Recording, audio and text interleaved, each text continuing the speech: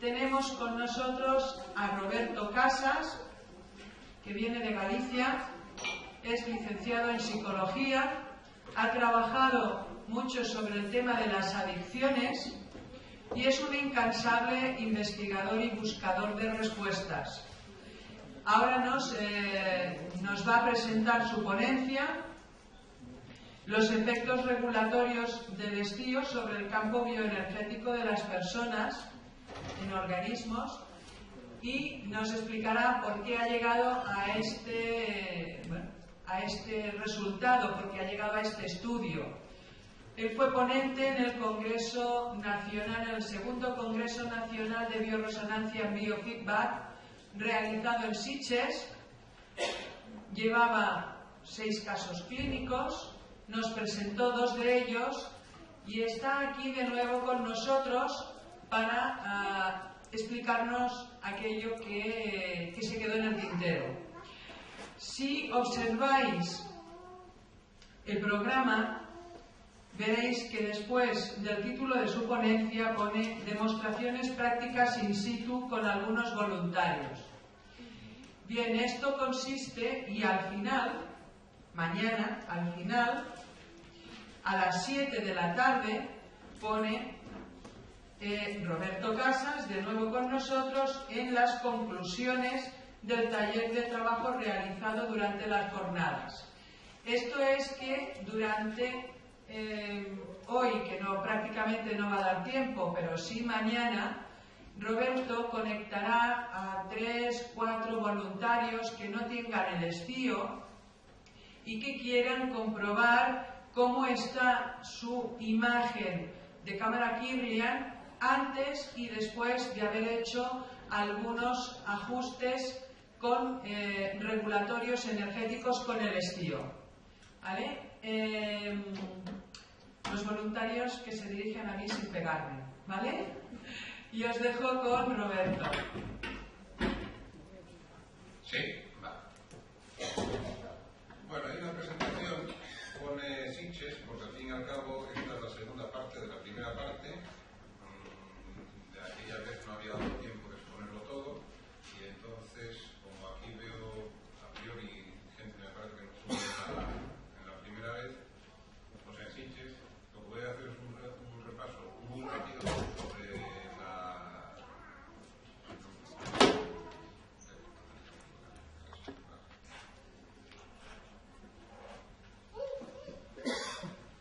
Bueno, ¿así mejor? Bien.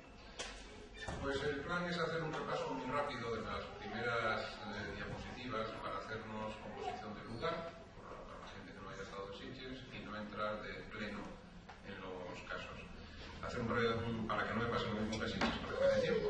Entonces, hacer un repasito rápido de las primeras diapositivas, saltarnos algún caso e ir más o menos, no recuerdo muy bien en Sitges donde me había quedado, pero ir más o menos donde me parece a mí que me había quedado. Y si nos sobra tiempo, cosa que será poco probable, pues siempre se puede ir sobre algún otro caso que haya por ahí. Bueno. La idea era demostrar más o menos la influencia de un equipo de bioresonancia como el estío sobre el campo bioeléctrico de las personas y también sobre el campo energético de muestras de agua sometidas al estío.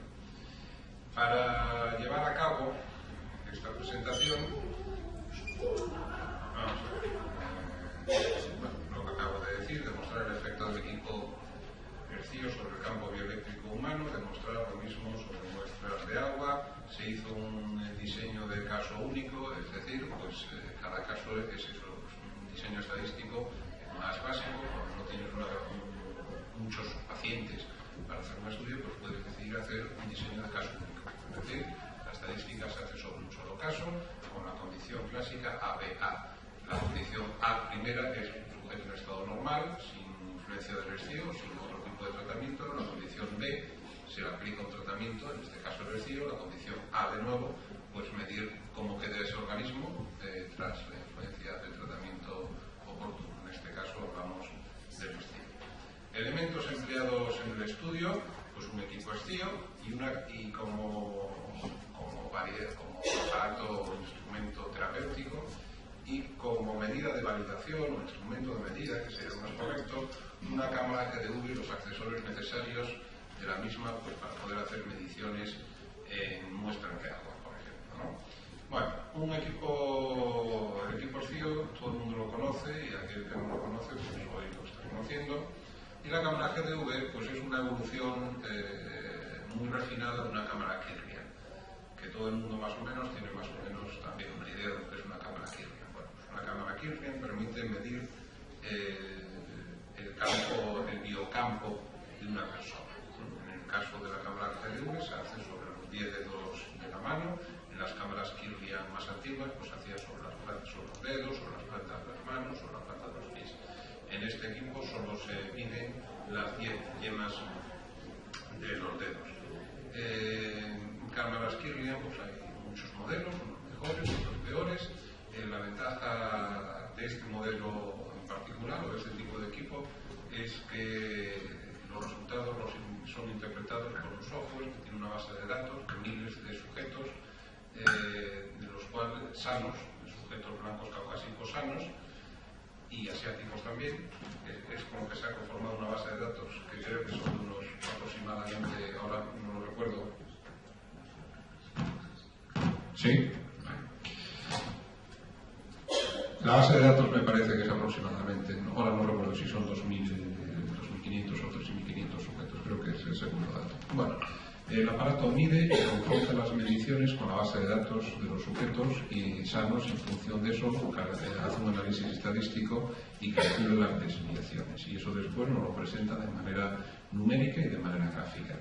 Esa es la diferencia más importante, ya que las interpretaciones que se hacían con otros tipos de cámara Kirlian, pues la cámara Kirlian se hace la foto, pero después eres tú el que en función de tus conocimientos tienes que hacer la interpretación oportuna. Aquí la interpretación la hace el software, con lo cual está sujeto a menos errores. Es un equipo desarrollado por un físico muy conocido, el Dr. Korotkov, en países como Rusia, pues tiene estatus de instrumento médico y se emplea en muchos hospitales. Bueno.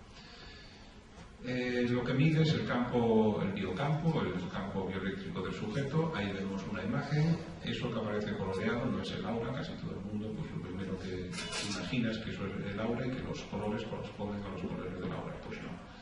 Eso es una representación que hace el programa del software de la cámara, una representación visual de los datos que mide de los dedos, pero ni es el aura ni los colores representan los colores del aura, ni mucho menos, porque de hecho los colores se pueden modificar pues para que se visualice mejor o peor. Se puede poner blanco y negro, por ejemplo, o se pueden cambiar los tonos. Así que no es la representación del aura, aunque se representa así, porque más adelante veremos que es, para el ojo es muy atractivo y se puede ver la información pues, mucho más rápido que una tabla. Bien. Pasamos. Bueno, aquí en esta diapositiva pues explica un poco qué es lo que se observa cuando se hace una fotografía a Kirlian, sea con este equipo o con otro. Bueno, lo que se observa se somete al dedo del sujeto a un intenso campo eléctrico de alto voltaje, pero de pocos amperios, con lo cual uno no sufre un shock eléctrico. Si ioniza el aire que queda alrededor del dedo, al colocarlo sobre la placa o sobre la lente donde se hace la fotografía, y ahí hay un intercambio de energía entre el paciente y la superficie de la lente. Lo que hay es un intercambio de electrones y de fotones, que es sobre todo ese intercambio de fotones es lo que una cámara Kirlian es capaz de medir. Ese campo intenso excita las terminaciones nerviosas de los dedos del sujeto y hace que emitan energía en forma de fotones. Y esos fotones son los que se captan en la foto. Arriba lo vemos pues cómo sería en directo, y abajo pues cómo es la captura. Las capturas se hacen en blanco y negro y después el programa las colorea artificialmente pues para que sean más fáciles de leer y más atractivas al ojo. Bien.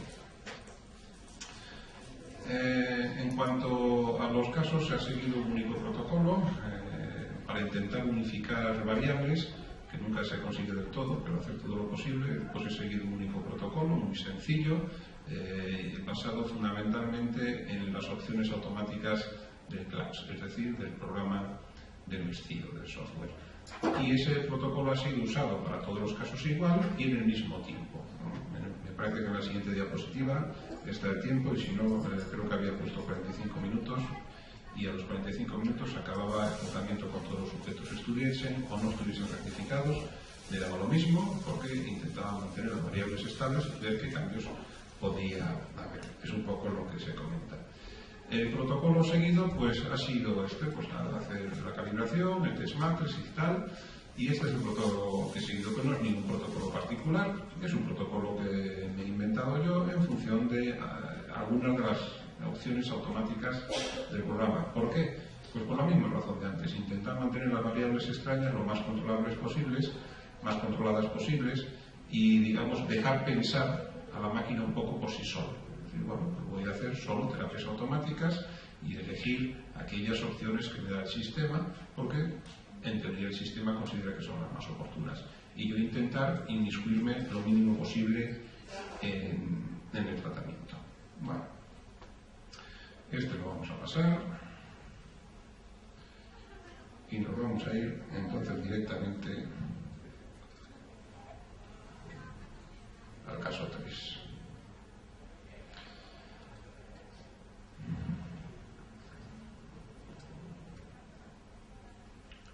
Bueno, pues tenemos aquí el caso 3, algunos datos, mujer de 34 años, no tienen, tengo que decir que ninguno de los casos tiene ninguna patología particular, así que podemos decir que son más o menos personas sanas con sus achaques, ¿no? Pero ninguno de ellos a priori se encuentra especialmente mal, ni tiene diagnosticada ninguna enfermedad particular, así que podríamos ser, en teoría, uno por aquí.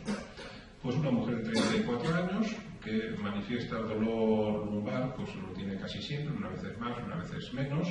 En este caso, pues sí tenía cierto dolor lumbar, molestias en los riñones, pues bueno, digamos que tiene tendencia a desarrollar cálculos renales y tiene los riñones sucios, entre comillas, ¿no? Y es algo que viene de siempre, además bebe poca agua, y entonces, pues claro, se le agrava. De hecho, cuando pues, pasa un par de días en el que bebe poco, porque uno esté de viaje o lo que sea, enseguida nota pinchazos en los riñones, y eso es de hace muchos años ya. Bueno, no es claustrofóbica, pero tiene cierto miedo a los espacios cerrados, pues monta en un ascensor o monta en un avión, pero no es lo que más le agrada. Y si es un segundo piso, pues prefiere subir por las escaleras, por ejemplo, ¿no? Pero si tiene que hacerlo, pues se mete en un ascensor, por lo tanto no es una claustrofobia, pero digamos que es un miedo a los espacios cerrados, pues sí llega a ser agudo. Estrés, pues como el que más, el que menos, y no tiene ninguna patología destacable. Entonces, pues hicieron pues, del protocolo pues, la captura de alguna de las pantallas. Vamos a ver, y aquí pues se ve bien ahí. Bueno, pues lo que indica las selecciones automáticas, pues nos dice que hagamos meridianos, el trivector, también hacer meridianos, trivector. Vale. Pasamos a la siguiente. Nos mandó a hacer también el escalar. Después aquí las opciones automáticas, siempre dándolo a buscar en el inconsciente, pues nos eligió estas tres, ¿no? Estimular la conductividad nerviosa, parietal y mejorar el funcionamiento del intestino. Bueno, se rectificó, se siguió, aquí vemos una pequeña captura del risk profile. Pues tenemos azúcar, intoxicación alimenticia, que no es lo de siempre, no es que te estés comiendo necesariamente algo que esté en malas condiciones, sino que un alimento que puede ser muy fresco y estupendo, pero que a tu organismo no le va bien, y eso es como lo interpreta. Y después también una captura de las informaciones que salen en el body viewer, y entonces pues falta de conciencia, controlar la dieta, liberarse del exceso de miedo o de estrés, y resistencia inconsciente a explorar o a los cambios, ¿no? Lo que veis un poquito ahí. En el NLP pues, nos indica pues eso, estimular la conciencia, el insight, pues tomar conciencia de las problemáticas. Pues, cada uno aquí puede interpretar un poco lo que quiera. Pues, si uno de sus problemas que siempre anda protestando es que le molestan los riñones, sabe que tiene que beber agua y no lo hace, pues eso podría ser, hasta cierto, se podría relacionar con esto, aunque no tendría por qué ser la única interpretación. La realidad es que cuando yo hice eso tampoco le di mucha importancia a la interpretación de las cosas. A mí lo que me interesaba era hacer el protocolo, el mismo para todos, en un mismo tiempo, y sin inmiscuirme mucho y ver después qué pasa.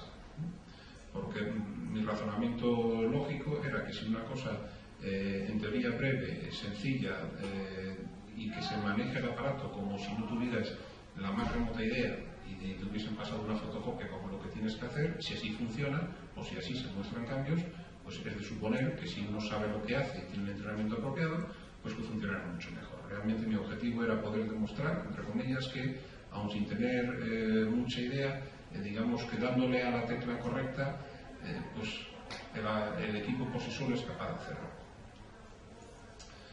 Bueno, evidentemente, pues aquí no es más que una representación de lo que sería en el Risk Profile, pues intoxicación alimenticia, regulación del azúcar, y al final, pues vemos donde está un rectificado del 52%, los valores pues ya no eran muy malos de entrada, la verdad, 89, 68, 99, 79, ya lo quisiera para mí.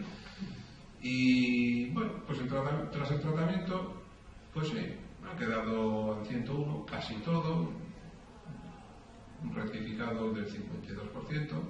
Bueno, ya veis que es una persona que realmente tampoco estaba tan mal. Y ahora, visto esto, pues lo que vamos a hacer es ver qué dice las mediciones de la GDV al respecto, es decir, de este tipo de cámara kirliana.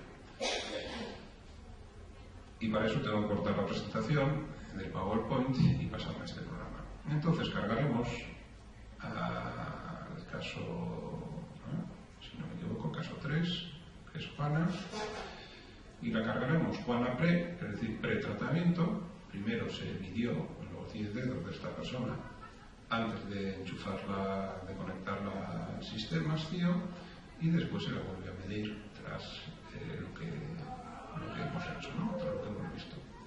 Así que cargamos también predicósito. Bueno, pues aquí vemos una representación de las imágenes tomadas de los dedos. Aquí, si podéis ver, pone imágenes GDV sin filtro y con filtro. Tengo que aclararlo antes de seguir. Las imágenes de los 10 dedos se toman dos veces. Una vez se toman con los dedos puestos directamente sobre la placa de cristal, sin más, y después se vuelven a medir otra vez colocando un plástico especial entre la capa, entre la lente de cristal y el dedo, a fin de aislar la respuesta del sistema nervioso simpático, que es el que activa pues, la sudoración, etcétera, etcétera. Entonces, digamos que sería largo de explicar, pero para cortar y hacernos una idea, obtenemos dos mediciones. Uno, del estado energético del sujeto físico, de su organismo físico como tal, y otra medida del estado psicoemocional del sujeto. Porque una medición la haces sin plástico, es decir, mides la reacción de sudoración, etcétera, etcétera, en los dedos sobre la lente, y otra medición la haces con un plástico entre la lente y el dedo, con lo cual aíslas las respuestas de sudoración, que no es la única, pero es una de las más evidentes que se disparan gracias al sistema nervioso simpático. Cuando nos ponemos nerviosos, pues nuestro sistema nervioso vegetativo simpático se dispara, y el que más o el que menos, pues se acelera el pulso, sudas, se enfrían las manos, etcétera, etcétera. Esas reacciones se miden, o las consecuencias de esas reacciones se miden poniendo el dedo directamente sobre el cristal, y luego cuando ponemos una película de plástico entre el dedo y el cristal, eso se aísla. Entonces tendremos una vez medida la persona la respuesta de su organismo físico, y por otro lado, digamos, el otro psicoemocional o psicosomático. Esa es un poco la explicación de filtro, de con filtro y sin filtro. Vale, pues seguimos. A ver qué tal se ve ahí. Bien, más o menos. Bueno, aquí tenemos una primera gráfica. Estos son los datos sin filtro de esta chica. Es decir, estamos midiendo pues, más el aspecto psicoemocional. Y vemos que hay dos curvas. Vamos a ver, la curva de color verde es antes del tratamiento y la curva de color rojo es tras el tratamiento. Verde pre, rojo post.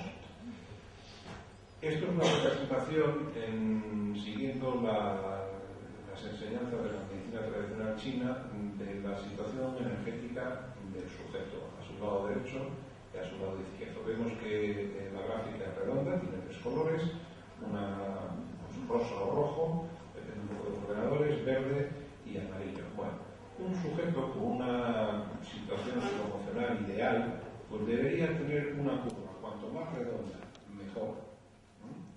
Y en el tercio exterior, es decir, debería andar por aquí, redondito, cuanto más redondo mejor. Eso sería el estado ideal. Si la mayor parte de la curva se encuentra en la zona roja, es un déficit de energía, y si la mayor parte de la curva se encuentra en la zona amarilla, es un exceso de energía. Tanto el déficit como el exceso pueden ser igual de malos. Así que lo ideal, como siempre, está compensado. Bueno, pues la curva verde es la curva antes del tratamiento. Y entonces vemos que la mayor parte de la curva verde, es decir, antes del tratamiento, se sitúa en la zona roja. Es decir, hay un déficit de energía. Y hay un déficit de energía relacionado, pues, evidentemente, con los riñones cervicales, dorsales, lumbares, sacro. De todas maneras, ella tiene problemas no muy graves, pero en las lumbares, y evidentemente, pues si tienes afectada la lumbar, está afectada toda la columna en mayor o menor medida. Es imposible que esté afectada en un sitio y no en otro, porque nuestra columna lo va a tender a compensar.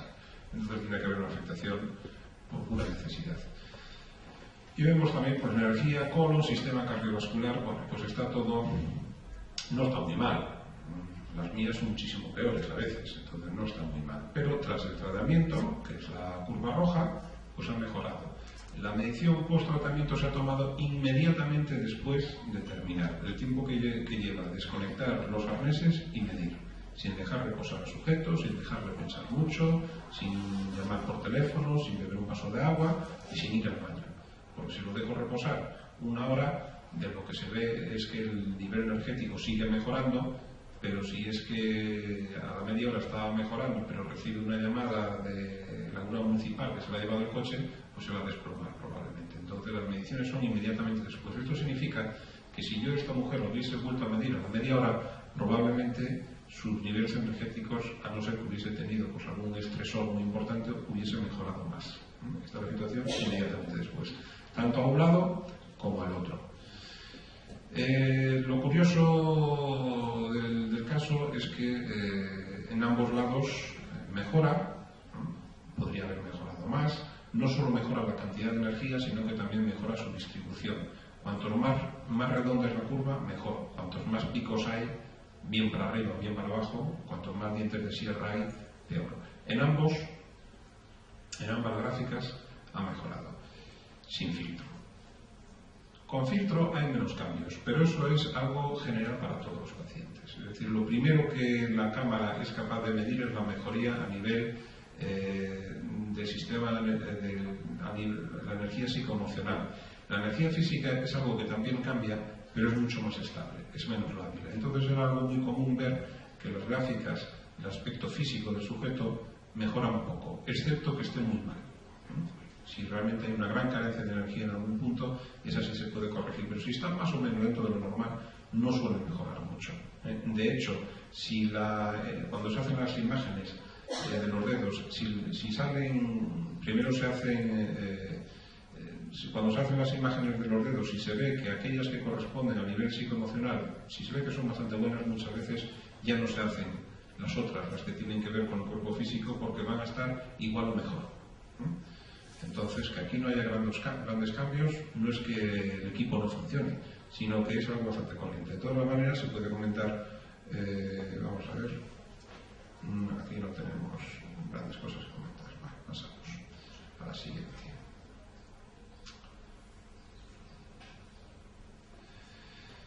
Bueno, esto sigue siendo datos presentados de otra manera. Es decir, todos los datos se extraen del mismo sitio, de la medición que se hace de los dedos, y después mediante distintos programas matemáticos se van interpretando de distintas formas, pero no es que se inventen datos nuevos.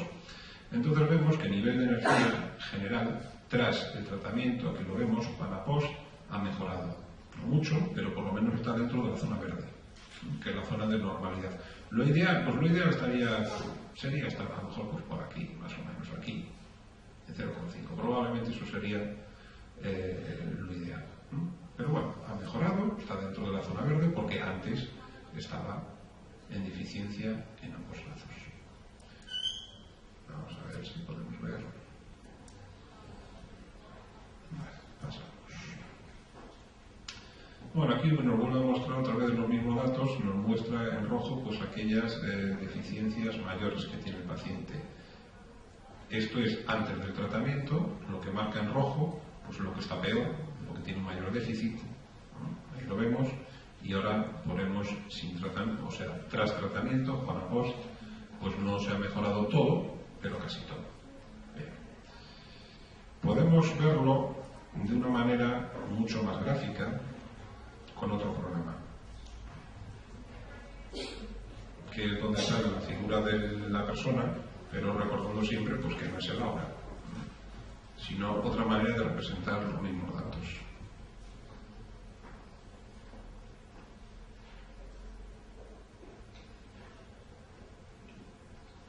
Vamos a verlo primero sin filtro, es decir, la parte psicoemocional. Entonces vemos Juana antes del tratamiento, Juana tras el tratamiento. Si voy moviendo el cursor, la flecha, nos va indicando qué áreas a qué pertenece. Lo ideal es que todo estuviese, todo el campo energético estuviese pues como aquí abajo, por ejemplo, que representa el sistema inmunológico, ¿no? Cuanto más claro, cuanto más azul y más compacto y más claro y menos picos hay, en principio mejor. Entonces vemos que aquí había una deficiencia en la garganta, laringe, tráquea, tiroides, lo mismo al otro lado, nariz y oído, y esto, que había más debilidad, aquí está casi corregido del todo. Aquí a nivel de cerebro, pues también ha mejorado también bastante la energía. A este lado, sistema cardiovascular, pues también ha mejorado bastante. Y podemos ver otro tipo de proyecciones. Pues aquí podemos ver todo lo que es la columna dorsal, o todo lo que es la columna vertebral, perdón, pues ha mejorado también bastante su campo energético. Aquí arriba también, cerebro, epífisis, todo ha mejorado bastante. Sin embargo, lo que estaba bien, pues más o menos se mantiene. Y a este lado, pues vemos lo mismo. ¿Por qué se ven de un perfil y del otro? Bueno, porque en un perfil y en otro aparecen órganos o localizaciones diferentes del organismo, porque si no en la misma pantalla sería demasiada información. Y vemos pues lo mismo, lo podemos ver aquí en el área, que es la intensidad, digamos, traduciéndolo rápidamente, sería la intensidad de la energía, pasado de 14.000 a casi 20.000, lo cual es un cambio pues bastante interesante, y en general pues aquí pasó también de 14 o de 15 a 20, y a este lado también de 13.000 a 20.000, con lo cual un cambio bastante interesante. Sin filtro o con filtro, que es la parte física, pues no hay grandes cambios, la verdad. Vemos antes y después, se mantiene más o menos todo en su sitio. Aquí vemos que precisamente donde está peor tras el tratamiento, pues parece que hubiese empeorado mucho. No necesariamente, hay un fuerte incremento de energía. Cuando esto ocurre, normalmente es que la zona más afectada es la que absorbe, digamos, más energía, y al principio puede haber un exceso. Si volvemos a hacer las mediciones al cabo de media hora, probablemente este pico se haya suavizado, ¿no? Y se haya distribuido la energía. Pero hay que recordar que se ha medido justo después del tratamiento. Bueno. Si le damos para adelante, pues lo podemos ver con tablas. Los mismos datos representados de otra manera. Sin filtro, que es donde se ha producido más cambio, pues el amarillo representa al sujeto después del tratamiento, el verde antes. Hay varias tablas, pero las que nos interesa a nosotros, por lo menos a este nivel, fijarnos más, es aquí, la del área, que indicaría la cantidad de energía. Las otras gráficas pues nos hablan de la distribución de energía, del intercambio de energía del sujeto con el ambiente, pero bueno, para hacernos una idea, nos fijaremos fundamentalmente en el área. La siguiente pregunta es decir, vale, muy bonito, muy estupendo, pues el sujeto, pues sí, le ha enchufado el aparato, la cosa ha mejorado, pero ¿y esta mejoría es casual, es debido al aparato? ¿Es porque ha estado sentada 3/4 de hora tranquilamente en lugar de estar en su casa o estar en su trabajo o estar por la calle paseando? Bueno, pues para eso hay un programa estadístico, que es un programa estadístico potente, es decir, está a nivel de investigación de cualquier universidad, porque lo han desarrollado físicos con ese fin. De hecho, a veces es demasiado complejo. Entonces, vamos a cargar las imágenes antes y después y dejar que el programa calcule y que si esos cambios son estadísticamente significativos o no. Es decir, el programa nos dirá si esos cambios están por encima del nivel de azar o no. Entonces, tengo que buscar al sujeto. Esto hay que hacerlo siempre en directo, no hay forma de archivarlo.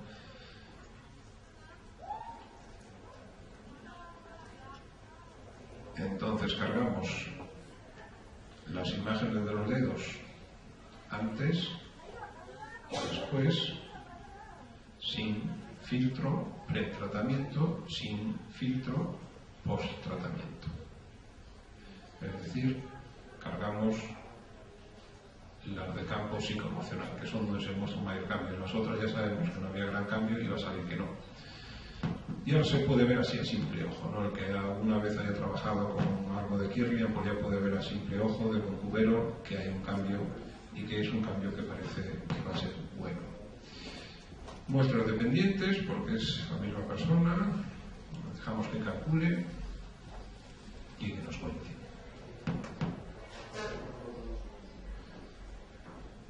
Bueno, aquí vemos, la curva roja es Juana pre, la curva azul es Juana post.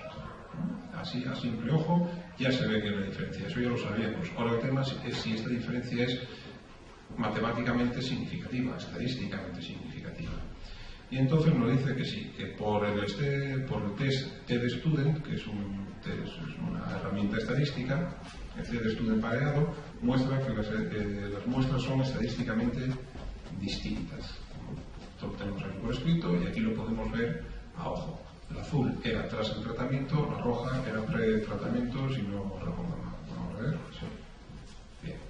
Antes y después. Hay un cambio en cantidad de energía apreciable y además este cambio es estadísticamente significativo.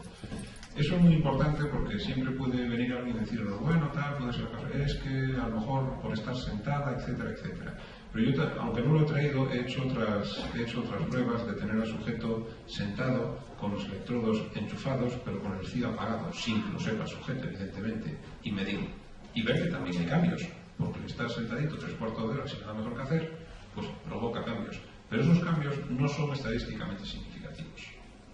Son cambios muy pequeños que se pueden achacar pues, al estar simplemente relajado. Más o menos se maneja así, grosso modo, la regla del 10%. Es decir, aquellos cambios que no superen, el cambio que no supere un 10% se le achaca a cualquier otra cosa menos al tratamiento, que a lo mejor lo ha hecho el tratamiento, pero es una forma de estar seguro de lo que uno hace. Lo que supere el 10% hace un poco regla de oro y después a nivel estadístico pues lo vemos aquí. Bueno, pues hemos visto este caso, con lo cual podemos volver otra vez a la presentación y pasar al caso, vamos a ver, yo creo que este ya lo había comentado.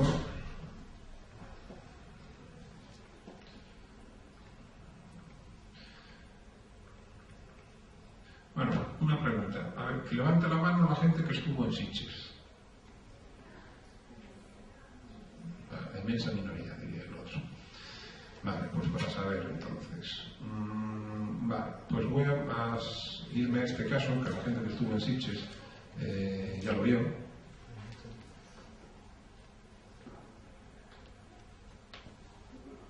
Al caso 5 entonces.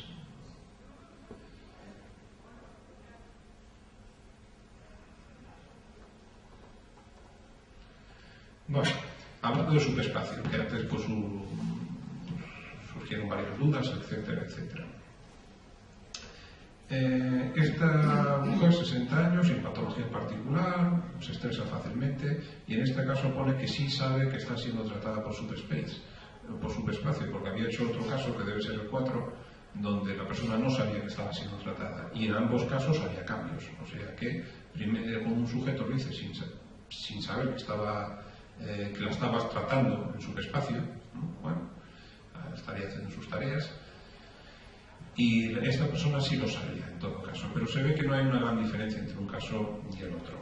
Entonces, pues nada, lo mismo, capturas de pantalla, lo voy a pasar un poco rápido para ganar tiempo, porque eso tampoco tiene un gran interés. Vemos una rectificación del 46%, bueno, y los valores pues más o menos, ya digo, tampoco es una persona que estuviese especialmente mal, es una persona que se estresa fácilmente y tal, pero bueno. Entonces nos vamos a ir a la presentación, que es al fin y al cabo lo que nos da la información.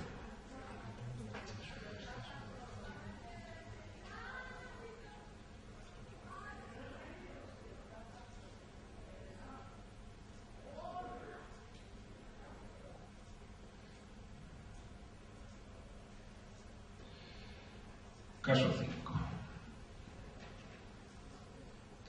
que es curiosamente la madre de esta chica anterior. Y cargamos antes del tratamiento y cargamos tras el tratamiento. Ella sabía que estaba siendo tratada en su espacio, es decir, estaba allí en la consulta, tranquila, leyendo unas revistas, y no es la primera vez que yo la trataba con el estío, pero siempre conectada, y bueno, esta vez dijimos, bueno, vamos a hacerlo así. Y mientras ella se lee una revista tranquilamente, pues yo estoy haciendo el tratamiento. Así tuve oportunidad de medirla antes, y cuando terminé dije, bueno, pues ahora deja las revistas y vamos a medirnos después. Le damos para adelante, lo mismo de antes, y tenemos los primeros datos. Datos sin filtro, es decir, de la esfera psicoemocional. Y vemos que la curva de color verde es antes del tratamiento y la curva de color rojo es después del tratamiento. También vemos que hay un déficit más acusado, vemos que hay bastantes más picos, muchos de ellos tienen que ver con el sistema nervioso. Con 60 años pues tiene problemas, tiene un puente que le da mucha guerra, entonces sale aquí reflejado. No es que le dura todos los días, pero le molesta al masticar, le produce irritaciones en la boca, y más que eso lo que le produce es mala uva y preocupación, ¿no? Encima que le costó un dinero y tal, no, lo que pasa muchas veces, sale muy caro y no le acaban de acomodar la obra que le han hecho en la boca, y eso, aparte de molestias físicas, pues produce pues, estrés y malestar psíquico, digamos. Y vemos que tras el tratamiento ha habido una mejoría, podría haber sido mejor, es decir, hay más energía, pero es irregular. ¿Qué pasaría si hubiese medido media hora después? Pues probablemente se hubiese suavizado, pero no lo puedo asegurar porque no lo he hecho. Pero por experiencias pasadas probablemente hubiese ocurrido eso. Lo que vemos aquí es que los picos que hay de vacío, de falta de energía, se rellenan, que es lo que más nos interesa. Este que era un pico grande, se rellena. Aquí pues se rellena también, y lo más interesante es ver que el estío también, por ejemplo, el estío podía coger y ser como una especie de inyección de energía que te enchufan y te da un golpe de energía, pero si fuese así y fuese un tratamiento a lo loco, pues tendría que dispararse todo, y sin embargo no ocurre así, sino que hay una tendencia a la bioresonancia, a equilibrar. Donde hay un defecto de energía, la aporta, y donde puede haber un exceso de energía, normalmente lo disminuye, lo regula. Lo que pasa es que en estos casos pues no hemos visto todavía ningún pico que sea un exceso de energía. Pero digamos, a lo mejor aquí en el colon, que se empieza a disparar un poco, aunque está dentro de la normalidad, pero ya se empieza a disparar un poco, lo baja. Con filtro, pues ya no me acuerdo, pero me imagino que no habrá grandes cambios. Pues efectivamente, con filtro casi siempre es así. Seguimos. Aquí lo podemos ver de otra forma. Aquí está. Pues bueno, nivel de energía. Esto es nivel de energía. Antes del tratamiento, este estaba en el límite, este estaba bajo, tras el tratamiento, dentro de lo normal. Un poco bajo, pero bueno, dentro de lo normal. Si seguimos para adelante, pues vamos a ver sin filtro. Lo que está en rojo no lo vamos ahora a parar a analizar, lo que está en rojo es lo que está peor, y si cambiamos atrás el tratamiento, pues sigue habiendo cosas en rojo, claro, pero muchas menos, que es lo que nos interesa a nosotros. Lo mismo vamos a cargarlo ahora aquí.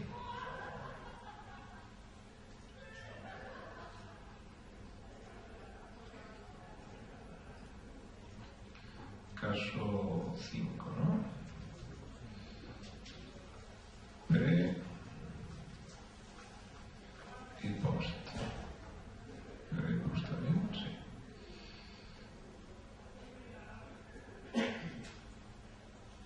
vamos a verlo. Normalmente lo que más gusta es esto, a mí también. Bueno, la de las curvas es muy interesante, pero mucho más vistoso es esto. Bueno, pues vemos antes del tratamiento, tras el tratamiento, de 13.000 y algo a 16.000. Y de la simetría, que es la distribución de la energía uniforme, pues no ha mejorado prácticamente nada, pero aquí se ve claramente que donde hay una carencia, si los tratamientos son mínimamente bien hechos, se rellenan. Aquí, por ejemplo, hay un cambio que es evidente en nariz y oído.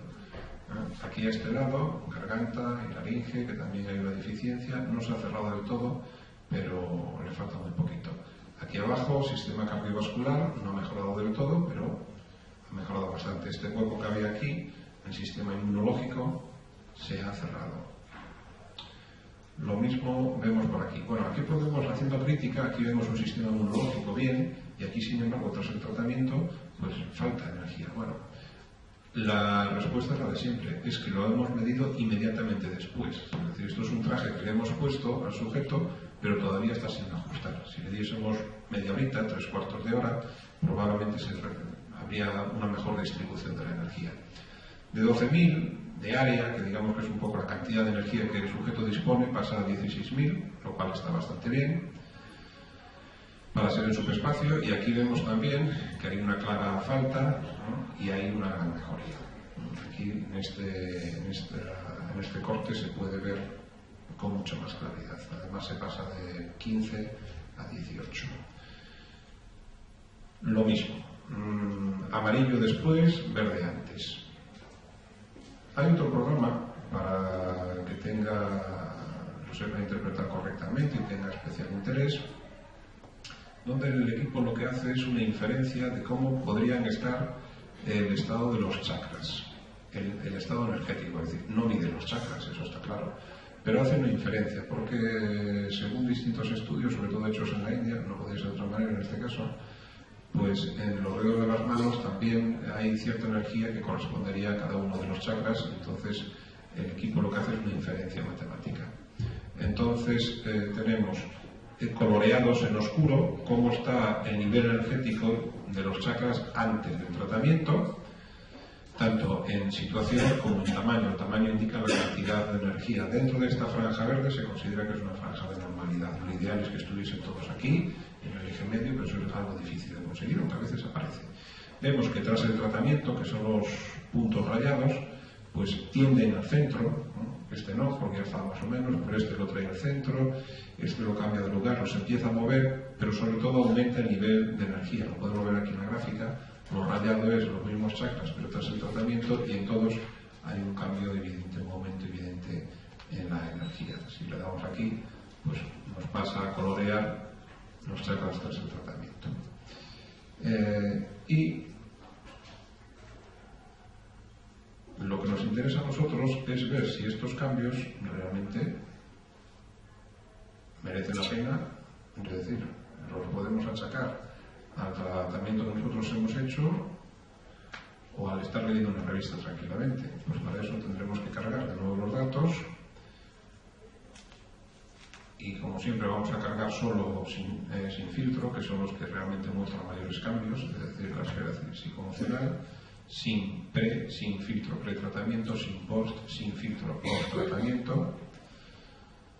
Y aquí de nuevo ya a ojo de buen cubero nos podemos hacer una idea. Pero es que el ojo de buen cubero no es suficiente para que nos tomen en serio. Entonces, muestras dependientes, porque es la misma persona, si hubiésemos medido dos personas diferentes para compararlas serían muestras independientes. Dejamos que calcule, nos dan las dos curvas, a ver, el azul es tras el tratamiento, el rojo es pretratamiento. Bueno, en la asignación de colores depende en qué orden haga las medidas, y como ahí sí que me despisté y las hice una vez en un orden y otra vez en otro orden, el código de colores cambia en cada medición, pero eso no influye sobre los resultados. Eso, rojo antes, azul después. Bueno, vemos que hay un cambio, veremos si este cambio es estadísticamente significativo. Y ocurre lo mismo que antes. Es un cambio que es por el TD-Student pareado, son muestras estadísticamente diferentes y además, digamos que muy diferentes. Así que debe de ser que el estar sentado en el sofá no fue suficiente. Entonces los más críticos pueden decir, bueno, pero es que la persona, teniendo en cuenta que tú a esta mujer la habías tratado más veces, que le ha ido además bien, entonces cree en el sistema y por lo tanto pues también cree en lo que haces, y sabiendo que la estaban tratando por subespacio, aunque no entendía muy bien cómo era la historia, pues puede que se hubiese sugestionado mucho y esa sugestión explique estos cambios. Pues sí, puede ser. Nadie dice lo contrario. Yo no lo niego. Yo desde luego no me creo esa versión, por lo que esto lo he hecho muchas veces, pero desde luego podría ser. Para rebatirlo, o tratar de rebatirlo, lo que hice fue hacer lo mismo, el mismo experimento, midiendo una persona en subespacio, pero sin que esta persona supiera que estaba siendo medida. Entonces, esto ya lo había explicado también Sitges, había que inventarse un poco la manera de poder medir la persona antes y después, sin que se escapara del sitio, sin que se tenga la persona 3/4 de hora en un sitio, para poder medirla antes y después. ¿Cómo lo hice? Pues para los más incrédulos, para que no se crean que tú lo inventas, pues yo a esta persona venía a la consulta por el tema del estío, entonces la cité a una determinada hora y la hice esperar con una excusa cuando le iba a tratar. Digo, uy, mira, me ha surgido aquí una llamada telefónica y tal, si no te importa esperar a la sala de espera, a la sala de espera. Además, ya busqué la forma de que a esas horas no hubiese nadie más en la sala de espera, estuviese ella sola. Así que ella se fue para la sala, bueno, vamos a ver. La cité para tratamiento, pasó a la consulta, le medí los dedos, como había hecho otras veces, y cuando en teoría íbamos a empezar con los días, cuando le conté una llamada telefónica y tal, si no te importa esperar. A la sala de espera, castigada 3/4 de hora. Mientras se leyó las revistas, yo le hice el tratamiento en subespacio, pero ella no lo sabía. Entonces, cuando terminé de hacer el tratamiento, le dije, mira, perdona, tal, Mariluz, que me lié, no me di cuenta, y esto y lo otro, pasa para adentro. Pero como ya hace mucho que medimos los dedos, necesito medirlos otra vez para empezar a trabajar. Entonces le volví a medir los dedos, tras tratamiento. Ella no lo sabía. Y después ya la enchufé a la máquina y hice paripé, porque ya la había tratado. Entonces le puse los arneses y tal y cual, y el ordenador lo encendí, pero no lo encendí en claro. Así que allí la tuve otros 3/4 de hora, pensando que ella estaba siendo tratada. Bien. Pues ese fue un poco el truco del almendruco, para poder hacer el experimento con en unas mínimas condiciones de seriedad. Y ese es el caso 4. Ando un poco así a saltos, si no me equivoco, debería ser este. Pues eso, desconoce que es tratada, 64 años, sufre un estado de ánimo depresivo crónico, no es que sufra una depresión, pero siempre ve el lado negativo de las cosas y tal, y bueno, tiene una cierta creencia a la depresión. Una inflamación que es crónica y muchas veces se agudiza en muñecas y dedos, ha sido operada de túnel carpiano bilateral, diagnosticada de fibromialgia en alguna ocasión, una vez sí, otra vez no, realmente no se sabe muy bien si tiene fibromialgia, si tiene depresión, no se pone muy de acuerdo, y bueno, y ella no sabe que está siendo tratada. Por lo mismo, las capturas de las pantallas, rectificación, pues un 30%, y bueno, regulín. Vamos entonces a ver los que dice la cámara en el caso 4. Lo vamos a cargar rápidamente porque si no tengo que se va a ir el tiempo otra vez. Vamos al caso 4.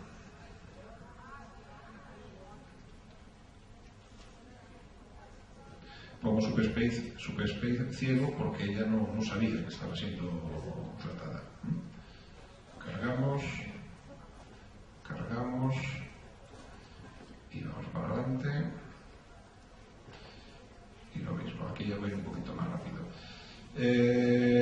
Verde, curva verde antes del tratamiento, curva roja tras el tratamiento.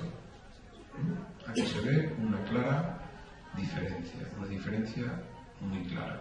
Por ejemplo, podemos observar aquí, esto es interesante, coronarias, el nivel de energía a nivel psicoemocional que tenga que ver con su corazón, pues estaba más o menos dentro de lo normal. Y lo ha aumentado un poco, pero no lo ha disparado, lo podía haber disparado mucho más para arriba y se ve que no, es decir, que el aparato tiende a hacer lo que tiene que hacer, es regular, poner donde falta y quitar donde sobra. Lo que pasa es que aquí no hay mucho que sobre, pero este pico que hay aquí de hígado, normal, porque siempre ve las cosas negativas y siempre anda roñando por detrás y siempre anda malmetiendo, entre comillas, digamos, ¿no? Pues tarde o temprano, a nivel energético, tiene que pasar factura por el hígado a la fuerza. Eso se ha corregido. A nivel físico, pues no sé cómo está la cosa, pues como era de esperar, no hay cambios importantes. Nivel de energía, pues antes del tratamiento, tras el tratamiento, lo lleva dentro de lo normal. Aquí vemos antes del tratamiento mucho rojo, tras el tratamiento mucho verde, ¿no? Que es lo que tiene que ser. Si nos vamos aquí, cargamos.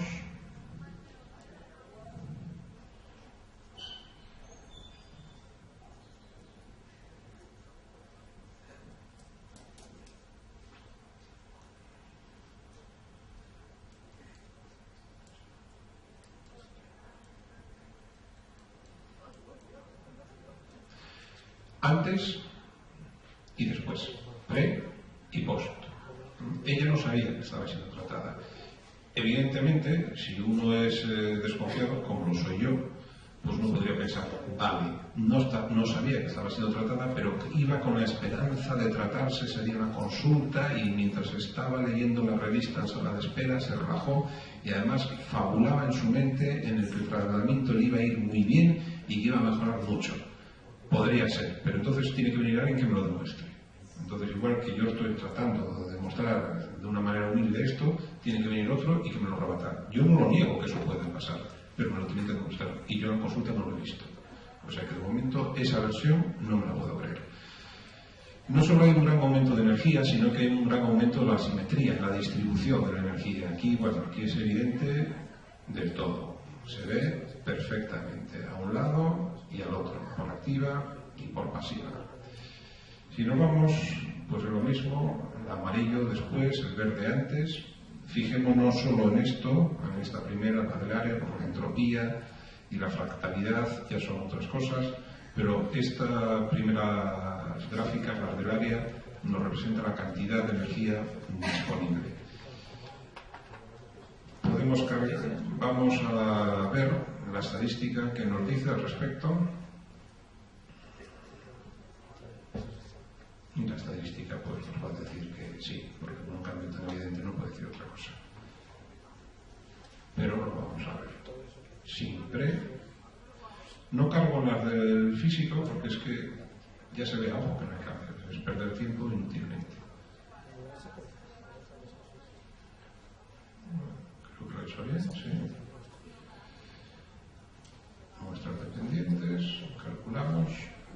No siempre se da cambios con el estilo. Yo tengo casos aquí de gente que no ha cambiado, que cuando vino a la consulta estaba bien, no tenía ninguna dolencia particular, un buen nivel energético, y entonces tampoco hay cambios. Es decir, si el sujeto está bien, por lo menos a nivel de lo que la cámara pueda medir, porque a lo mejor el vacío le proporciona beneficios a otros niveles energéticos más sutiles que el equipo no es capaz de registrar, pero a nivel de energía más básico, digamos, si estás bien, el vacío pues tampoco te proporciona mucho más. Es decir, no te regula más, pues si estás bien, ¿qué quiere que haga? ¿Que te ponga peor? ¿Que te ponga mucho mejor? Si estás bien, estar bien es estar equilibrado, no es estar con exceso de energía. Bueno, la roja tiene que ser sin, pre, sin, post. Pues rojo antes, azul después. Pues sin comentarios también. Se ve perfectamente la diferencia. Y en este caso, ella no sabía que estaba siendo tratada. Ni tenía forma tampoco de saberlo, ni tenía la sospecha, ni nadie se lo chivó, ni tenía forma de verme a mí trabajando, porque yo estaba en el despacho cerrado y ella en la sala de espera, y encima con el hilo musical, pues tampoco, aunque hablase en voz alta, que no era el caso, tampoco me iba a ir. Y le había quitado el volumen al estío, etc., todo eso.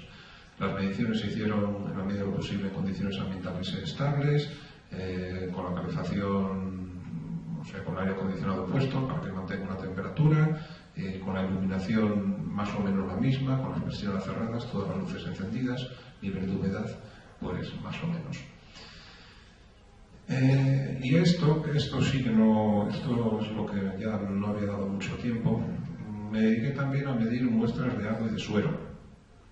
Bueno, las mediciones de agua y de suero son difíciles de hacer. son mucho más complicados en el caso de sujetos y es difícil obtener datos tan reproductibles. En este caso se utilizó un suero fisiológico estéril, todos los materiales empleados desechables, los sueros, las jeringas para coger el agua, todo desechable para evitar contaminaciones en la medida posible, condiciones controladas, temperatura y humedad, iluminación también, aunque no lo he puesto. Y eso que es un proceso más largo y complicado. Entonces, aquí no hay capturas del estío, no tiene sentido, y nos vamos directamente a los resultados de la GDV, de la cámara Kirlian. Bueno. Aquí en las muestras de agua no vamos a ver el dibujo de la energía y esas gráficas redondas, no lo vamos a ver porque no hay bases de datos con que contrastar. Para las personas sí hay una base de datos, pero para el agua, para los perros o para los gatos o para las alubias no hay. Entonces lo único que tú puedes medir es que hay una diferencia de energía, no sabes cómo se distribuye, simplemente ves que hay una diferencia y puedes saber si esa diferencia que hay es estadísticamente significativa o no. Nada más. Por eso esto nos va a llevar menos tiempo. Procesamos. Si no me equivoco, creo que era el 6. Voy así un poco improvisando. Entonces, ¿qué he hecho yo?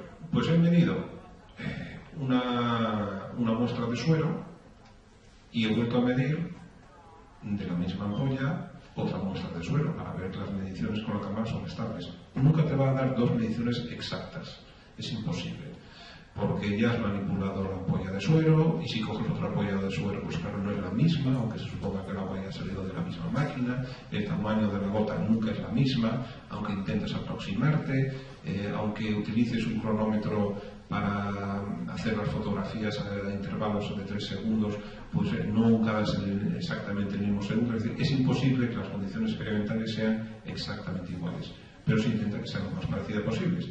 Por eso veréis que hay diferencia, pero las diferencias que hay entre los dos sueros no son estadísticamente significativas. Entonces cargamos la gota de suero 1, en el caso de líquidos normalmente se hacen 5 imágenes en lugar de 10, que es la que se hace con los dedos, y cogemos la muestra de suero 2, si me deja. Ahora. Bien.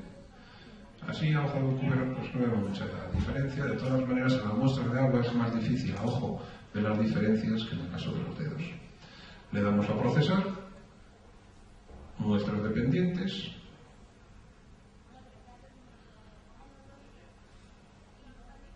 vemos las dos curvas, muestra 1, muestra 2, y vemos que las muestras son estadísticamente distintas, pero no muy distintas entre sí, es decir, siguen teniendo un ligazón entre las dos. Pero cuando las comparemos con las otras muestras tratadas, veremos que sí hay una diferencia mucho más grande. Entonces tengo que salir de aquí otra vez y volver a cargar. Bien, así que vamos a tomar como testigo, pongo suero no informado. Suero sin más, medido en la GDV y listo. Y como muestra 2, vamos a coger una flor de Bach, Rothwater, y lo medimos. A ojo de tal, se ve una cierta diferencia, pero es difícil de interpretar. Le damos para adelante, son muestras independientes, son dos muestras distintas, y vemos que son muy diferentes. El rojo es el suero y azul es la muestra, es la gota de flor de Bach, en este caso. Y vemos que son estadísticamente distintas. Antes también daba estadísticamente distinto, pero digamos que eran mucho menos distintos. El programa por un pelo, es decir, es un programa estadístico. Con que haya 0,1 diferencia, por ejemplo, pues considera que es distinto. Un programa matemático 9,99 lo considera diferente a 10. Y tiene razón, es diferente. Pero hay mucho más que los une que los diferencia. ¿Qué es lo que pasaba en la muestra anterior, la medición anterior que habíamos hecho con los dos sueros? El programa dice que son diferentes, pero son muy poquito diferentes. Aquí también dice que son diferentes, pero son mucho más distintos entre sí. Bueno, pues entonces vemos que la energía del suelo pelado y la energía de la flor de Bach son distintas. Bien, sabiendo eso, cargaremos ahora el suero otra vez como testigo, y el suero informado con la información de esta flor de Bach de la matriz en el CLAPS. Así que cogimos el suero y le cargamos sobre la placa la información que estaba en la matriz de esta flor de Bach. Comparamos muestras independientes y nos da la curva roja es el suero, la curva azul es el suero tratado con el estío. Y vemos que son estadísticamente diferentes. Y sin embargo es el mismo suero, ¿no? Sin embargo, el suero tratado tiene algo más que el suero sin tratar no tiene. Con lo cual, podríamos decir, bueno, pues yo si pongo el suero a tratar con el estío cargándole la información de la flor de Bach, ahí pues ha pasado algo. Por lo menos es diferente al suero sin más. Pero, ¿y será parecido o igual el suero cargado con la flor de Bach a la flor de Bach original? Vamos a verlo. La verdad es que ya no me acuerdo. Pero saldremos de dudas en directo. Cargamos el suero, sin más, como testigo. Cargamos la flor original y cargamos la copia. Me quedo con la palabra copia, que es más corta y nos entendemos todos. Todas son muestras independientes.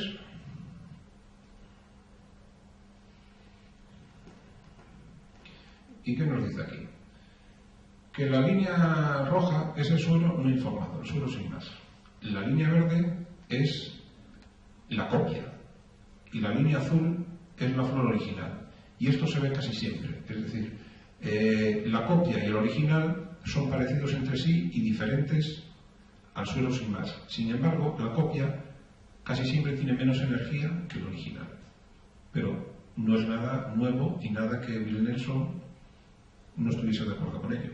Es decir, digamos, es eso, es una copia que se le parece, pero tiene un menor nivel energético. Me imagino que por eso Bill Nelson recomienda que siempre que se pueda se utilicen los remedios originales y no las copias. Rojo es el suero sin más, azul y verde la copia y el original. Se ve que el original contiene más energía que el azul. Entre sí son parecidos, pero diferentes al agua sin más. ¿Cuánto nos queda?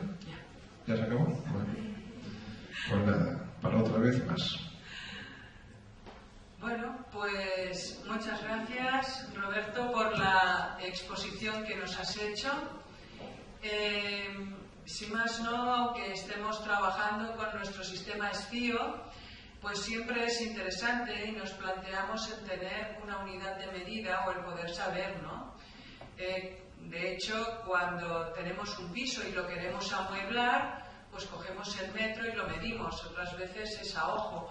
Pero si tenemos que afinar, pues siempre decimos, ¿entrará o no entrará ese mueble en esa pared? Roberto nos ha hecho una exposición muy de investigación, muy científica y donde nos ha demostrado que con la bioresonancia se están produciendo cambios energéticos positivos en el organismo y eso está muy bien. Eso va a ser, ya tengo en la lista 2 personas que mañana pues podrán venir a hacerse esa prueba de voluntarios y pues podemos coger 2 personas más que luego pues en un apartado me lo decís para poder tener certeza. De todas maneras, pues ya lo ha hecho en su exposición, que creo que es ampliada de la magnífica exposición que ya hizo en el Congreso Nacional. Sigue investigando, Roberto. que siempre nos va bien, cuanta más documentación mejor.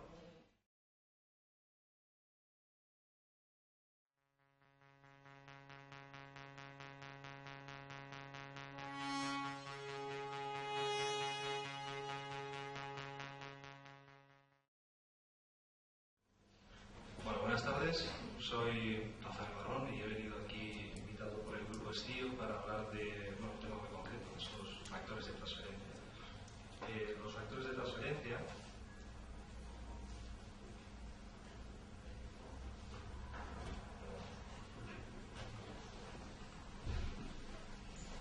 ¿Así mejor?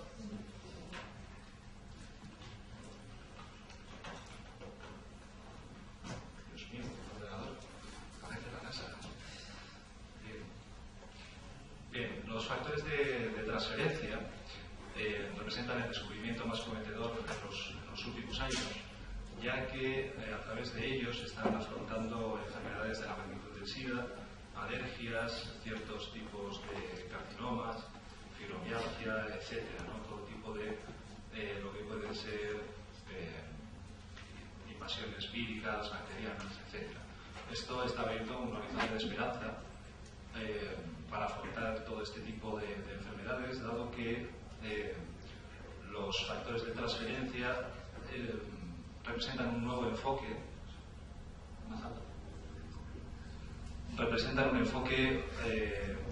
nuevo, alternativo a la medicina tradicional.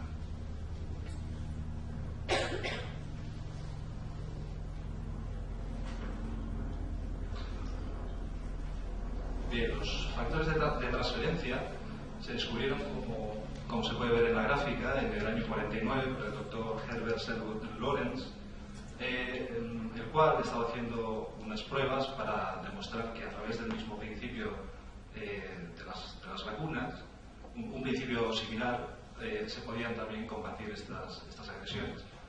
Estos estudios fueron eclipsados por el descubrimiento de la penicilina 4 años antes por Sir Alexander Fleming, y bueno, pues obviamente debido al gran éxito de la penicilina, que es innegable, en aquellos tiempos se pensó que bueno, se había encontrado la panacea, ¿verdad?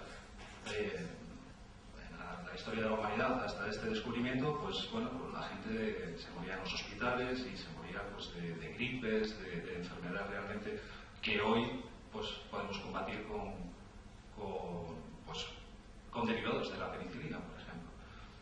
Sin embargo, bueno, pues todos sabemos que la medicina tradicional ha llegado, no es la panacea, los derivados de la penicilina, opiáceos, etc. Y un grupo de científicos retomó los trabajos de Lawrence y bueno, pues siguió trabajando con ellos hasta que fueron expuestos en el Simposio Internacional de Inmunología en marzo del 99.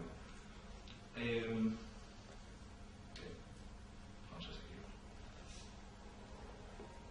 Una de las figuras más notables en los estudios de los factores de transferencia es el doctor mexicano Sergio Estrada Parra, que dice: el factor de transferencia, como pueden leer, es el descubrimiento médico del siglo XXI porque puede modificar la respuesta inmunológica orgánica y combatir eficazmente enfermedades infecciosas, alérgicas o autoinmunes. El doctor Sergio Estrada es investigador del Instituto Politécnico Nacional de México, en concreto del Departamento de la Escuela Nacional de Ciencias Biológicas, y es también miembro de la Sociedad Mexicana de Inmunología. En concreto, lo que ha estado haciendo el doctor Sergio Estrada ha sido extraer, sus estudios están orientados a la extracción de leucocitos en sangre. Son factores de transferencia, de todas maneras, pero su enfoque es un poco diferente al enfoque que voy a presentar esta tarde. Bien, los factores de transferencia es algo tan básico como extractos, bueno, calostro. Si miramos atrás al calostro, pues sabemos que es esa primera leche que contiene la información inmunológica de cualquier especie mamífero y a través de ese calostro la información inmunitaria pasa de la madre a los hijos. Es un producto, por tanto, absolutamente natural y desde el punto de vista bioquímico son básicamente cadenas péptidas que encapsulan esta información inmunitaria. Bien, como estamos hablando, es información genética lo que se transmite de un sistema inmunitario maduro, como es el de la madre, a un sistema inmunitario, por decirlo de alguna forma, verde, que es el de la cría, el del bebé, quien va aprendiendo de todas las batallas que ha desarrollado, en definitiva, todas las batallas que ha tenido que lidiar la madre durante toda su vida. Los factores de transferencia se obtienen de calostro bovino y yemas de huevo de gallina, aunque se puede obtener por otros medios también, pero en este caso son cadenas péptidas de aminoácidos que, una vez integradas con el ADN de la persona que lo recibe, su ARN mensajero y ARN de transferencia, ARNT, puede replicar esta información de forma que se puede crear un montón de, mejor dicho, una amplia gama de factores de transferencia específicos y no específicos. Bien, como han podido ver en esta pequeña animación, el factor de transferencia se integra en la célula y las células lo que van a hacer a partir de este momento es segregar citoquinas. Las citoquinas, toda la gama de interleuquinas, etcétera, interferón, son las responsables de transmitir esta información inmunitaria.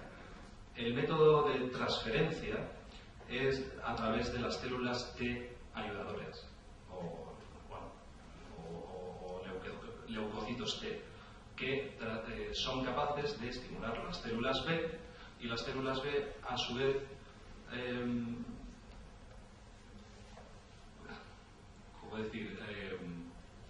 promueven la formación de células plasmáticas, que son las encargadas de producir los anticuerpos. Entonces, pues de esta manera podemos etiquetar gérmenes, sustancias extrañas, virus, bacterias que el cuerpo anteriormente no conocía.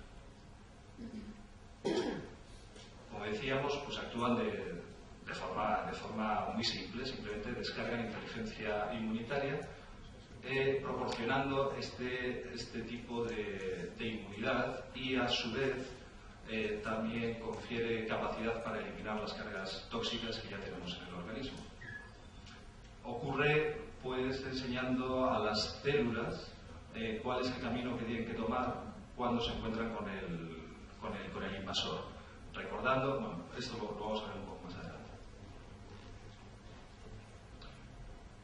Bueno, sirven, como decíamos, después de 30 años de estudios, en los cuales se ha demostrado efectivo contra el cáncer y contra, bueno, sobre todo se ha venido utilizando como compensador por el deterioro causado por la quimioterapia, aunque se ha descubierto recientemente que tiene muchas otras aplicaciones. Básicamente es actualizar el sistema inmunitario y están protegidos. No tiene contraindicaciones debido al principio que hablaba antes, a que son compuestos naturales, es calostro bovino, en este caso, calostro bovino y yema de huevo, por lo tanto están en la naturaleza y no tienen ningún efecto secundario. Debido a su peso, también es importante recalcar, debido a su perfil proteico de bajo peso molecular, esto hace aún más asimilables los factores de transferencia. Los factores de transferencia pues, no son minerales, vitaminas, fármacos y hierbas. Estamos hablando de elevar el cociente inmune. Estamos hablando de información genética, simplemente. Entonces, como decíamos antes, es el mismo proceso que sucede durante la lactancia, que nuestra madre nos transfiere el sistema inmunitario, va a ocurrir a través de esta solución leucocitaria.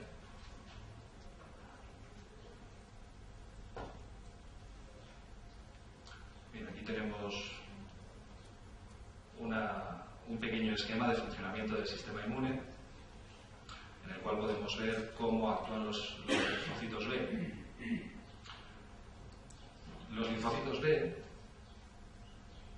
reconocen proteínas extrañas de los organismos que causan las enfermedades. El linfocito reconoce el antígeno y va a archivar en memoria de qué tipo de antígeno se trata. De este modo, pues la misma invasión, sea de la naturaleza que sea vírica, bacteriana, como digo, cualquier procedencia de la enfermedad, los linfocitos B van a recordar esta agresión y van a estar preparados para actuar otra vez contra la misma agresión. Estimulan las células plasmáticas, como hablábamos anteriormente, generando una gama de anticuerpos específicos a antígenos específicos o bien a antígenos no específicos, reforzando el sistema inmunitario general. Tenemos aquí también las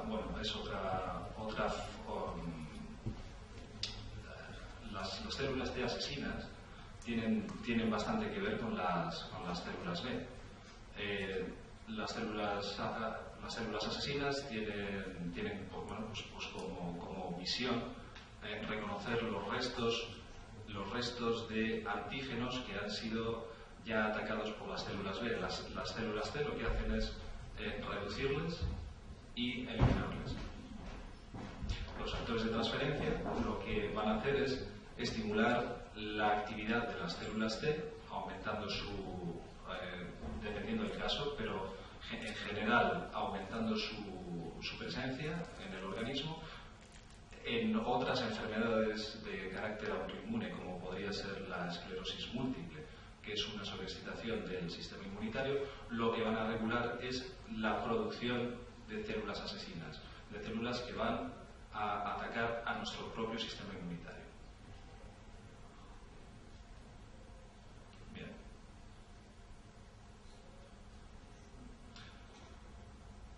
Entonces, los factores de transferencia tienen tres funciones. La primera no tiene un orden definido, pero por alguna tiene que ser la primera, sería estimular. Como decía antes, transportan la inmunidad celular antígeno específica del linfocito fuente a los linfocitos sensibilizados o vírgenes. Sabemos que los linfocitos se crean en la médula roja. Para que los linfocitos maduren, han de seguir su camino hacia el timo, que es donde maduran, ¿verdad? También pueden incrementar la actividad de estimulación inmunitaria no antígeno de los linfocitos receptores. Es lo que estábamos hablando antes, de que los factores de transferencia pueden poner a nuestro sistema inmunitario en guardia contra ese antígeno en concreto o bien contra antígenos todavía no conocidos. Pongamos, por ejemplo, que hacemos un viaje a Asia en general. Y bueno, pues en estos países tenemos una enfermedad conocida como encefalitis japonesa. ¿Conocen la encefalitis japonesa? Bien, es una enfermedad bastante común allí. Nuestro sistema inmunitario no está preparado para contrarrestar esa enfermedad. No está en nuestros archivos de memoria.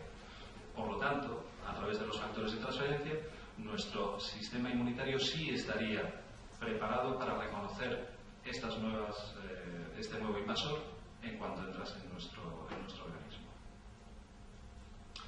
Otra función es la de equilibrar. En el caso de la esclerosis múltiple, que hablaba antes, se genera una serie de inmunomoduladores específicos lo cual significa pues, que no solamente va a propiciar la generación de células T, de células B, etc., sino que va a regular sus niveles. Y, como no, recordar la información que se ha transferido y que previene que el organismo sea atacado de la misma manera otra vez.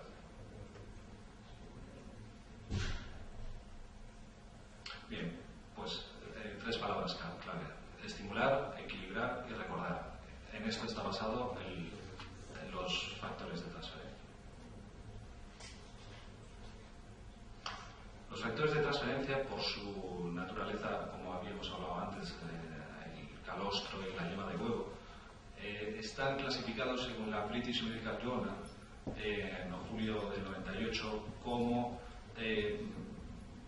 nutracéuticos, alimentos funcionales. Su finalidad, por tanto, es simplemente la de modular y ajustar el potencial de acción y actividad del sistema inmunológico, como venimos diciendo hasta ahora.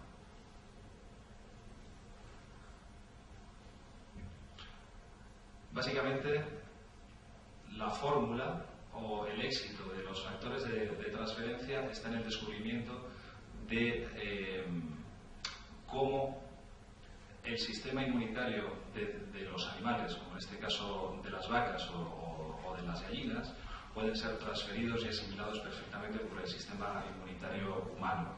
Esto se debe a la forma de extracción de los factores de transferencia, que vamos a ver más adelante, donde se eliminan ciertas sustancias que pueden ser incompatibles con un sistema inmunitario humano. Esto está mencionado en la PDR. La PDR es la Physician's Desk Reference de Estados Unidos, la cual, bueno, pues como su nombre indica, es una especie de manual de a bordo del médico en Estados Unidos. Quizá ustedes, como profesionales de la salud, también lo conocen.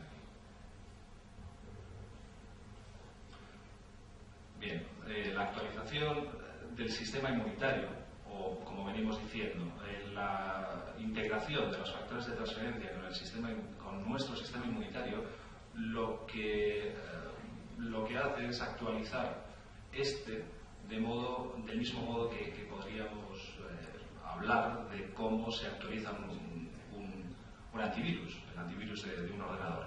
Recibimos un nuevo paquete de datos y ya estamos preparados para afrontar todas estas nuevas enfermedades, o incluso ser más efectivos con las enfermedades ya conocidas.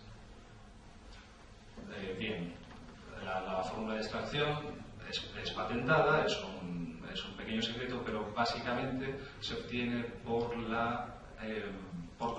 cromatografía líquida de alta presión, que es extracción de leucocitos en síntesis. Bien, tiene estos números de patentes en la Oficina de Patentes de Estados Unidos, etc. Y estas patentes son por 17 años.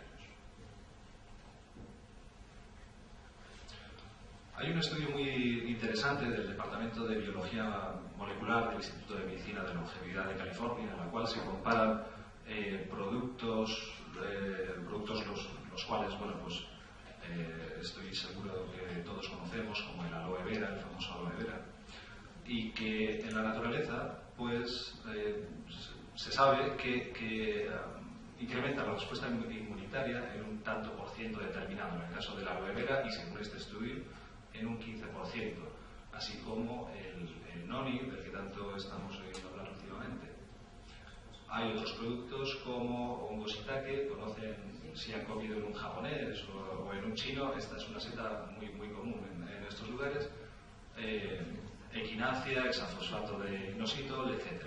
En el caso del hexafosfato de inositol es bastante curioso, porque pese a tener un incremento de la respuesta inmunitaria de tan solo el 49%, es un tratamiento bastante caro. Bastante caro para la respuesta inmunitaria que se obtiene a través de él. Este estudio compara todos estos productos con la fórmula XF, que es la fórmula del año 2001, la cual incrementa la respuesta inmunitaria en un 283%. El Transfer Factor Plus, del cual vamos a hablar un poco más adelante, incrementa la respuesta inmunitaria en un 437%. Esto es debido ya no solo a la inclusión de factores de transferencia bovinos y aviares, sino a otro tipo de compuestos como vemos aquí hongo shiitake, maitake, hongo cordyceps, etc. Una serie de compuestos pues que incrementan la respuesta inmunitaria en general. Otro estudio del Ministerio Ruso de Salud es realmente interesante porque a través del doctor Alexei Boreyev, este doctor presentó un estudio al Ministerio Ruso de Salud y por razones obvios de coste a la hora de afrontar enfermedades como hemos dicho al principio, cáncer, etcétera, estas enfermedades consideradas hoy en día incurables, pues bueno, debido a estas razones de costo y sobre todo de efectividad, es el primer complemento nutritivo de la historia aprobado para uso público en hospitales y clínicas, etcétera, en Rusia. Compara, en este caso, hongo maitake, calostro bovino seco con otra fórmula, otras vías de extracción, factores de transferencia genéticos, mangostinas, shiitake, etc. Y aquí podemos ver al final pues estas tres fórmulas que se derivan de bien, el transfer factor clásico, que es la fórmula de 1997, es la primera fórmula que salió al mercado. El avanzado, esto lo hemos visto en la gráfica anterior, y el transfer factor plus.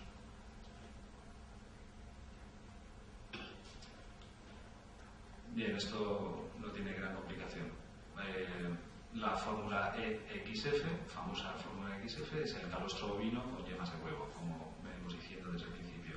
La fórmula Cordival, que es la que está incluida en este producto del que hablábamos, que incrementa la respuesta en un 437%, contiene hexafosfato de inositol, cordyceps, betaglucanatos, extracto de hoja de olivo, etc. Toda una serie de productos con los cuales estos estudios han sido comparados contra los factores de transferencia y que se sabe que en la naturaleza por sí mismos elevan la respuesta inmunitaria. Y hablábamos antes también que los monocitos, los leucocitos inmaduros necesitan ser madurados en el timo. El timo necesita de ciertas sustancias para poder cumplir su función. La compañía también ha desarrollado una fórmula para fomentar la actividad correcta del timo. Bien, todos estos estudios son corroborados por revistas como Discovery Salud. ¿Conocen Discovery Salud? Es bastante popular. Journal of American Medical Association. Esta quizás sea pues, bueno, algo a tener en cuenta. JAMA es JAMA. Después tenemos ciertas instituciones como el Instituto Nacional del Cáncer o esto es otra, ¿cómo se llama? The Journal of Immunology, es una asociación privada también que tiene relación con JAMA, pero bueno, exactamente no nos vamos a perder por ahí. La Universidad Rockefeller de Estados Unidos, la cual habla ampliamente de cómo expone, de hecho, en su página web, lo pueden ver ustedes en casa, de cómo funcionan los factores de transferencia, etc. Y el Instituto de Ingeniería Biogenética de Bien, pues llegado a este punto, pues vemos que el factor de transferencia puede ser bastante versátil.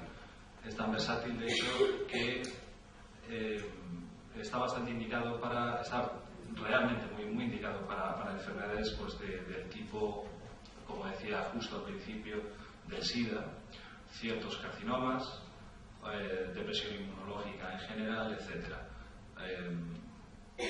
No nos vamos a extender mucho en esta sección, pero bueno, como idea general, cualquier afección autoinmune o que responda a un problema inmunitario puede ser tratado con los factores de transferencia. Como hemos visto, al ser los factores de transferencia, al ser obtenidos de calostro bovino,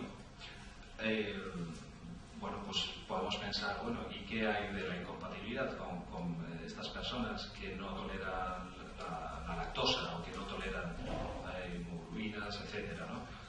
Bien, pues los factores de transferencia no son de por sí alergénicos, sino que son hay ciertos componentes que sí que pueden crear estas reacciones que son eliminados de la fórmula, como las hemoglobinas, caseína, dando como resultado una cantidad de lactosa residual de 3 miligramos, que parece ser que son los límites tolerables por este tipo de personas.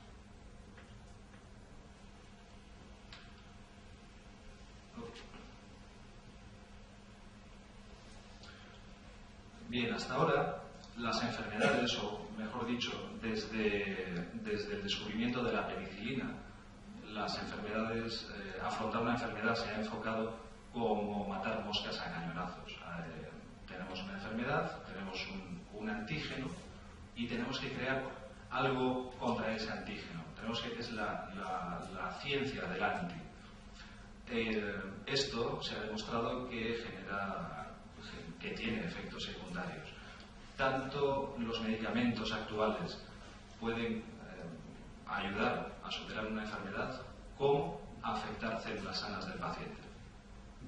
Sin embargo, el enfoque con los factores de transferencia es bastante distinto. Es un enfoque preventivo, donde los factores de transferencia no curan de por sí. No es una fórmula milagrosa que hace que nos pongamos todos estupendamente, sino que educa a nuestro sistema inmunitario para que combata esa enfermedad.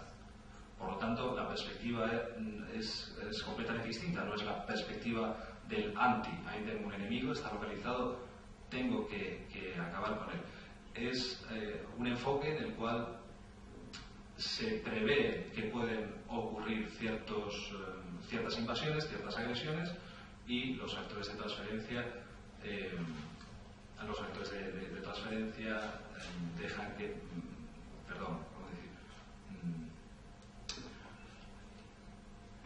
nos preparan contra estas agresiones. Bien, por el mero hecho de vivir en este mundo que nos ha tocado vivir, por haber nacido en estos años, esto quizás sea un concepto muy manido a la hora de presentar este tipo de cosas, pero no es otra cosa que la realidad, debido a cultivos transgénicos, nuestro tipo de alimentación, congelados, comida rápida, mercurio. No sé si alguno de ustedes tienen un empaste, por ejemplo, de los antiguos. Eso les está produciendo les está produciendo bastantes problemas, y sin embargo hace unos años era comúnmente aceptado, ¿no? Un empaste con los empastes de mercurio. Tabaquismo, agua contaminada, oro, etc.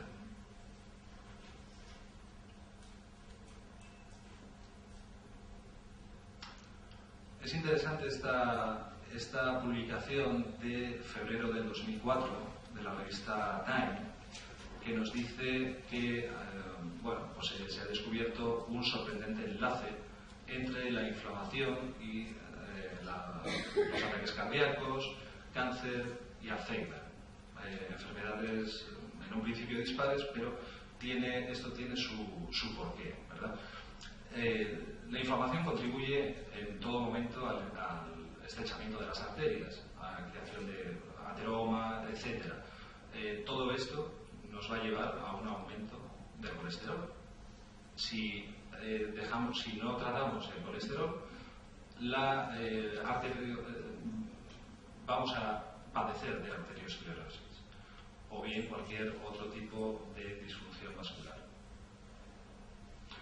Esto está corroborado por la Organización Mundial de la Salud, la cual dice que 16 millones de personas al año mueren en todo el mundo a causa de este tipo de disfunción cardiovascular. Y según la misma organización, se espera que para el año 2010 la muerte sea la principal causa en los países de desarrollo. Esto tiene relación con los agentes, con los factores de riesgo que hemos visto en esta diapositiva.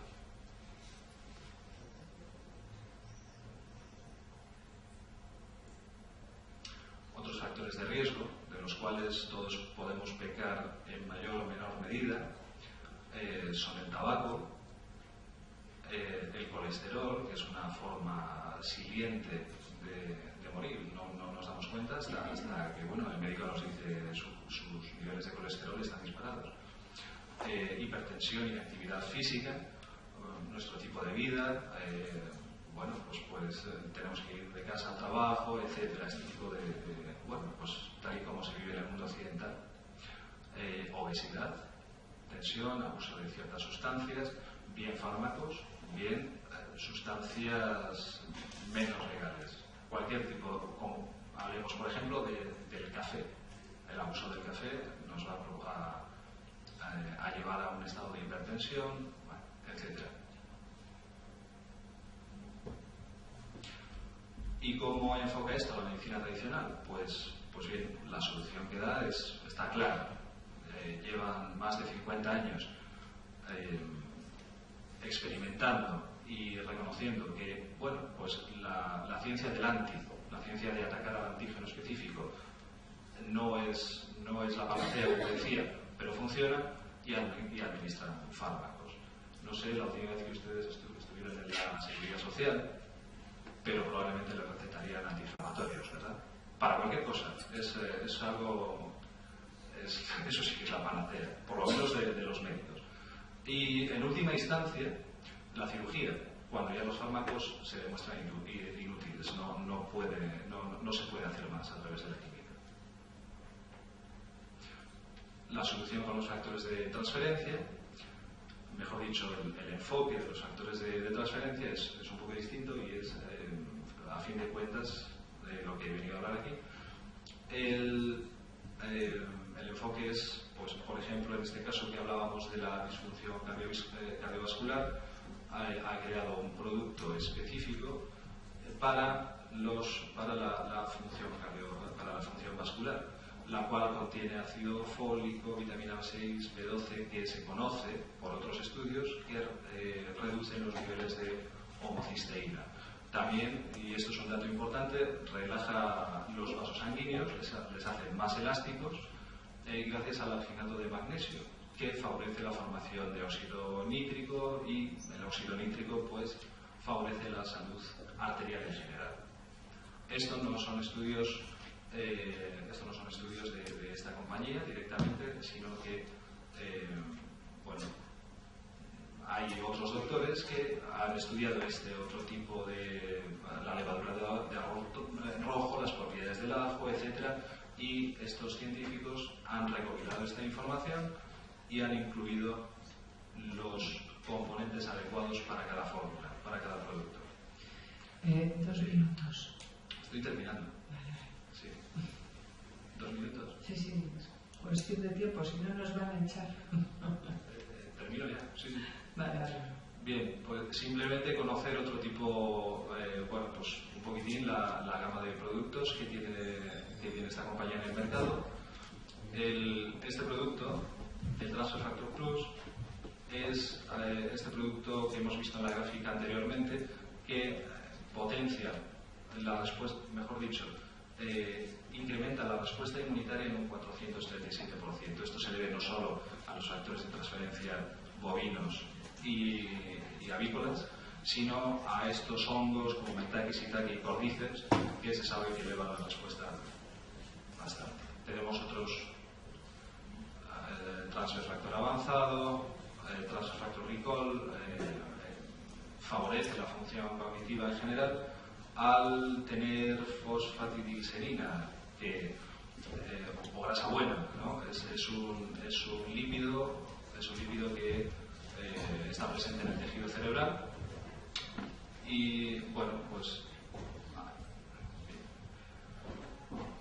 bien, creo que no nos vamos a alargar más. Vamos a ver un poquitín cuáles son el resto de los productos, como glucox, que regula niveles de azúcar, otro producto que mejora la función del sistema endocrino masculino, sistema endocrino femenino, contiene fitoestrógenos, glucanatos, etc. Riovida es un antioxidante muy potente, etc. Vamos mal de tiempo y simplemente les voy a citar. Hay una solución tópica y, en definitiva, hasta 60 productos, de los cuales 13 están en España. Bienestar en general, control de peso, cuidado personal. Bien, esta compañía está en expansión y crecimiento. Calificó en el año 2002 como la compañía número 15 de crecimiento en Estados Unidos, teniendo un crecimiento del 6.108%. Tiene varias fundaciones en Sudáfrica, en las cuales son una serie de granjas escuelas, las cuales están formadas por madres y niños con SIDA, etc. Y bueno, pues este es un mapa de la presencia global que tiene la compañía.